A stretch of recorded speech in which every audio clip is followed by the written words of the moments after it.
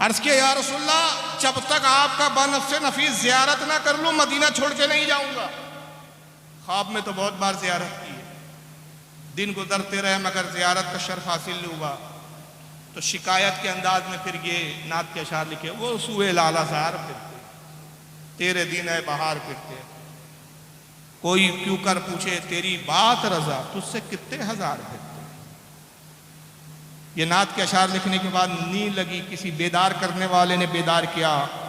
अल्लाहुम्मा सल्ली अला सय्यदना मौलाना शफीना व हबीबना व तबीबना व नबीना व मौलाना मुहम्मदिन व अला आलिहि व अस्हाबिहि व अहले बैतिहि व ज़ुर्रिय्यतिहि व बारिक वसल्लिम सल्लल्लाहु वसल्लम अलैका या रसूलल्लाह सल्लल्लाहु तआला अलैहि वसल्लम।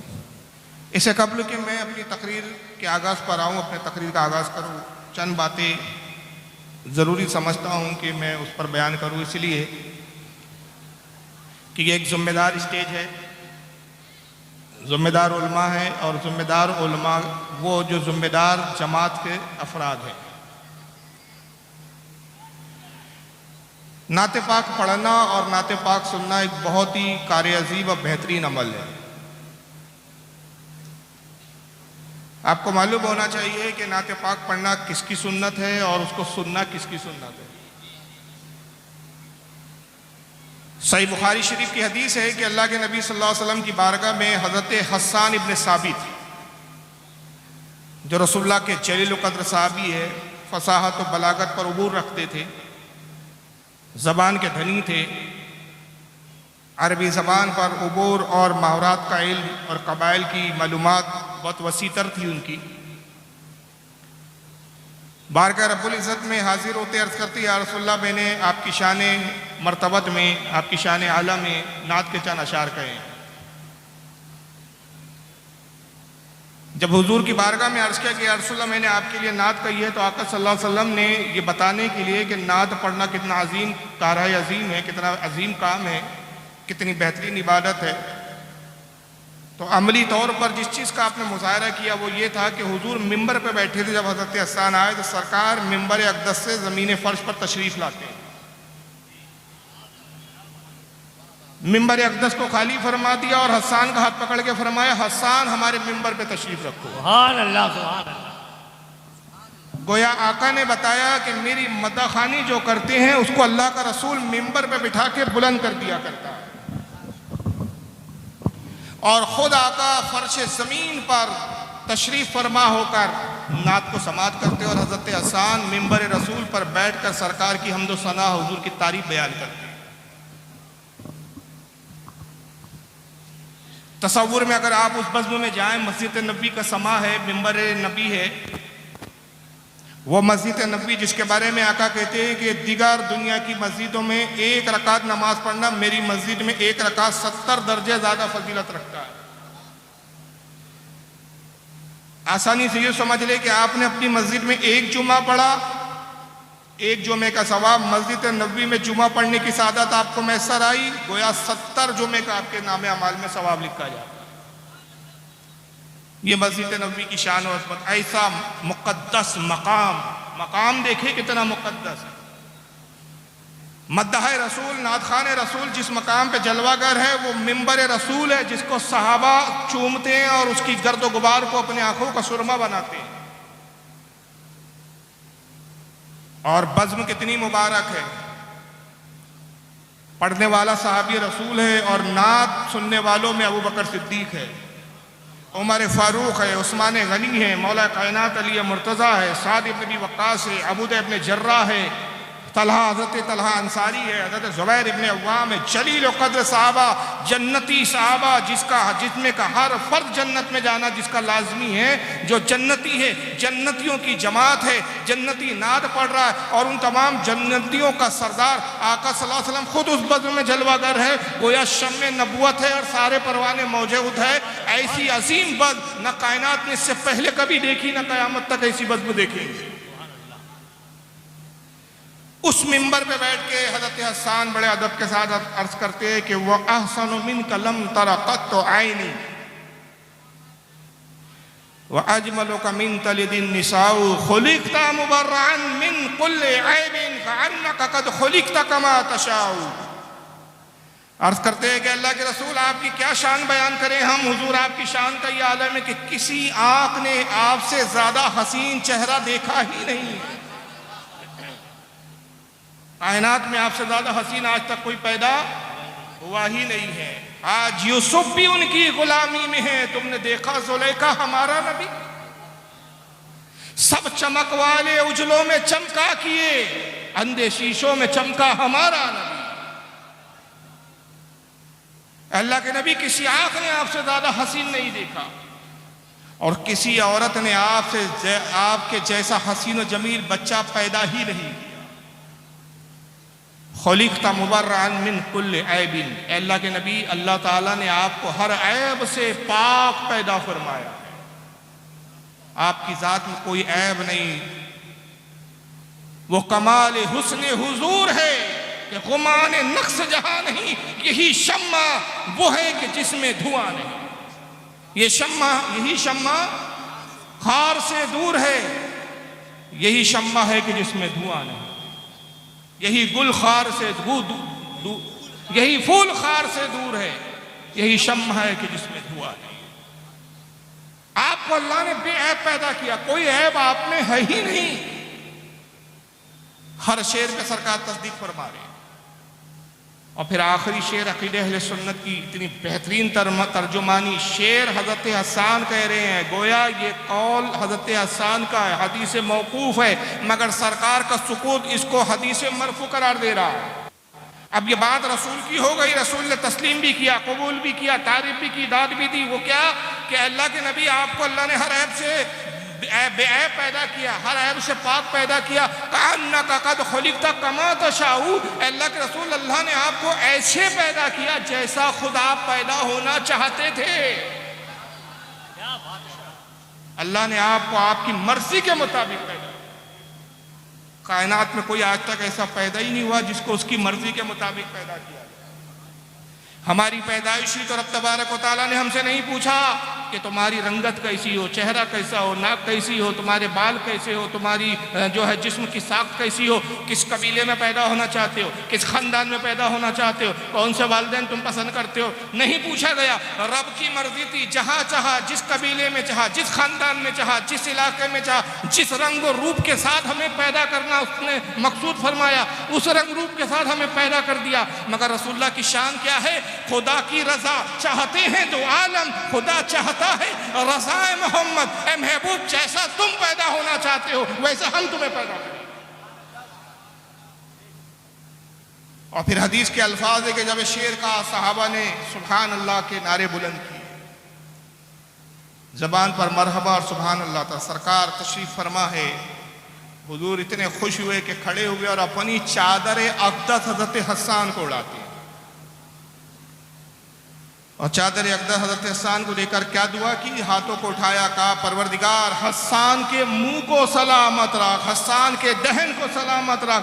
ऐ रब कदीर, जिब्रील अमीन को हसन का मददगार बना दे कि वो मेरी नात का मदद उसमें जिब्रील करे। ये है नात पाक का मकाम, ये है नात पढ़ने का ढंग और सुनने का तरीका। मगर क्या हमारी बज़्म आजकल ऐसी रह गई है कि हमारी महफिलें उसी महफिल की तर्जुमान हैं? एक तरफ हमारा अकीदा है कि रसूलुल्लाह जब नात खानी होती तो तशरीफ लाते हैं, यह अकीदा है हमारा। हम इल्तिजा करते हैं, या रसूलुल्लाह करम फरमाइए, इस बज़्म में तशरीफ लाइए ताकि आपकी तशरीफ आवरी से बरकतें आ जाएं और ये बज़्म क़यामत के दिन हमारे लिए मकबूलियत का सबब बन जाए। तस्वुर है कि रसूल मौजूद है और अंदाज क्या है? भांड हो गया तुम लोग।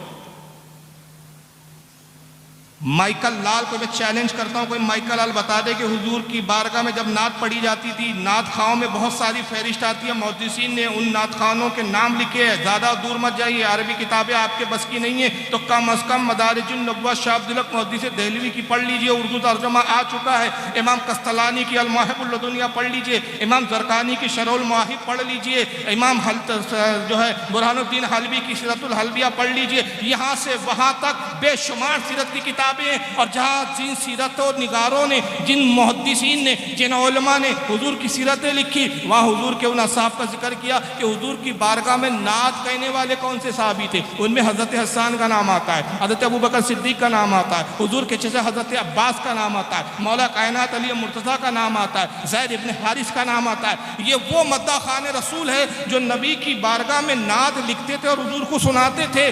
क्या कोई हदीस में दिखा सकते हो कि जब सहाबी पढ़ते थे तो सारे सहाबी यही करते रहते थे? ये तमाशा क्या है? ये नात खानी है कि भांडों की मजलिस है? उलमा बैठे हैं, कोई कदर नहीं, रिमझिम रिमझिम रिमझिम रिमझिम रिमझिम, काय की रिमझिम हो रही है? क्या पढ़ रहा है उसको खुद नहीं मालूम। नात खां को तू नात पढ़ रहा है, मनकबत पढ़ रहा है, नज्म पढ़ रहा है, पढ़ क्या रहा है तुझे खुद नहीं पता। और ऐसे लोगों को वजद आता है जिनको अजान सुनने के बाद भी नमाज पढ़ने की तौफीक नहीं होती। लेकिन नबी की नात पे इतने वजद आते कि मोबाइल के लाइट चालू हो गए, हर जलसे में देखो तो नई नई बिद्दत। जितना सुन्नतों पे तुम अमल नहीं करते उससे ज्यादा बिद्दतों को ईजाद करने के लिए प्लानिंग बनाते रहते हो। ये तकाजा है मिंबर का, मैं बोलूंगा किसी को बुरा लगे, मेरी बला से जाए 2 रोटी ज्यादा खाए, मुझे कोई परवाह नहीं है, किसी के बाप से नहीं डरता मैं। इस्लाह के नाम पे कॉन्फ्रेंस मुनक्किद करते हो, पहले अपनी तो इस्लाह कर लो, तो हम क्या दूसरों को दावत देंगे जब हमारी अपने हाल बिगड़े हुए। आज मुझे इसलिए बुलाया गया है कि मैं बदअकीदगी जाहिर करूं और बदअकीदों का जो है रद्द करूं, लेकिन जरा हम अपने गिरेबान में भी तो झांके कि भाई हम कहां तक दुरुस्त है और कहां तक सही है। एक नात खां का मुझे ज़हन में जिक्र आ रहा है, नात कहते किसको है? मुन्नी भाई का मुजरा नहीं है कि पढ़ने वाला क्या पढ़ रहा मालूम नहीं, बस तकरार चल रही है और तवायफों के जैसे सरों पे नोट निछावर की जाती है, ऐसे नाटकाओं पे यू क्या है ये? छिछोरे हो तुम लोग? अरे तुम मुअद्दब कौम हो, तुम महज़ब लोग हो, तुम वो लोग हो कि इकबाल की जबान में सबक पढ़ शुजाअत का, अदालत का, सियासत का, अदल का, काम लिया जाएगा तुझसे दुनिया की इमामत का। तुम दुनिया का इमाम बनने आए हो, नचनिया बन के रह गए हो। क्या इमामत और क़यादत करोगे? फिर ज़लील ख़ार नहीं होंगे, जालिम तुम पे मुसल्लत नहीं होंगे। तुम नबी के नाम पे ढंडोरा करते हो, हौसलेबाजी करते हो। एक नात खां का मैं नाम बताता हूं, कौन है? अब्दुर्रहमान इब्न जामी रहमतुल्लाह ताला। जी जी जी, आशिक रसूल ये होते थे, आशिक रसूल ये होते थे नात खां। हज के लिए निकले, जब निकले तो सरकार की बारगाह में एक नात के कुछ फारसी में अशार लिखे और इरादा किया कि रोज़े रसूल पर हाजिर होऊंगा, सरकार की बारगाह में नात के अशार अर्ज कर। जब मदीने की सरहद के बाहर काफिला रुका, सालार काफिला को बशारत होती है कि हमारे इस काफिले में एक शख्स है जिसका नाम अब्दुर्रहमान जामी है, इलाका जाम से आया हुआ है, उसको मदीने में दाखिले की इजाज़त नहीं है, उसको रोको। सालार काफिला ख्वाब से बेदार हुआ कि मुझे ख्वाब में किसी कहने वाले ने कहा कि इस काफिले के अंदर एक शख्स है जिसका नाम अब्दुर्रहमान जामी है, इलाका जाम का शहर है जो ईरान का इलाका है, वहाँ के रहने वाले थे, हेरात, वहाँ के इलाका जाम का रहने वाला शख्स है। कौन है तुम में से वो शख्स? हज़रत अब्दुर्रहमान आगे बढ़े, कहा मैं हूँ। कहा आपको इजाज़त नहीं है, हुजूर की तरफ से हुक्म दिया गया कि आप मदीने में दाखिल नहीं हो सकते। लोगों ने देखा तो लानतान शुरू कर दी, बहुत बड़ा गुनाहगार पापी मालूम होता है, बहुत बड़ा खताकार है, इसलिए हुजूर की जानिब से उसको रोक दिया गया है। आप रोने लगे, रोते कहते या रसूलल्लाह आखिर मेरा कसूर क्या है कि इस गुलाम को हाजिर होने से रोका जा रहा है? मचलते हैं, सालार काफिला की खुशामद करते हैं, सालार काफिला कहता है कि नहीं, इजाज़त नहीं है, हमें डर है कि अगर हमने आपको अपने साथ मदीने के अंदर दाखिल करके लेके गए, साथ में ले गए, तो कहीं हम पर इताब नाजिल ना हो जाए। सालार काफिला ने इनकार कर दिया। तो बहरहाल काफिले के ऊपर से आपने एक तरह से मामला तय किया और कुछ दिनारों का उसको लालच दिया, कहा कि जो तुम्हारे सामान के संदूक है, एक संदूक में मुझे छुपा दो, उस संदूक को ऊँट पर बार कर दो, ऊँट पर लाद दो, कोई मुझे देखेगा नहीं, इस तरीके से मैं मदीने में दाखिल हो जाऊँ। वो शख्स रुपये की लालच में आ गया, उसने रुपये लिए, लकड़े का बड़ा सा संदूक था, उसमें हज़रत जामी को संदूक में रखा, संदूक बंद कर दिया, संदूक को ऊँट पे लाद दिया गया। सुबह जैसी हुई काफिला निकला, एक तेज हवा, गर्द गुबार, तूफान के ऊँटों ने और जानवरों ने आगे बढ़ने से इनकार कर दिया। ऐसा मदीने के जानिब से तूफान उठा कि कोई आगे बढ़ ही नहीं पा रहा। सालार काफिला ने हुक्म दिया कि यहीं खैमे नस्ब कर दो, जब तक तूफान न थमे हम आगे नहीं बढ़ सकते।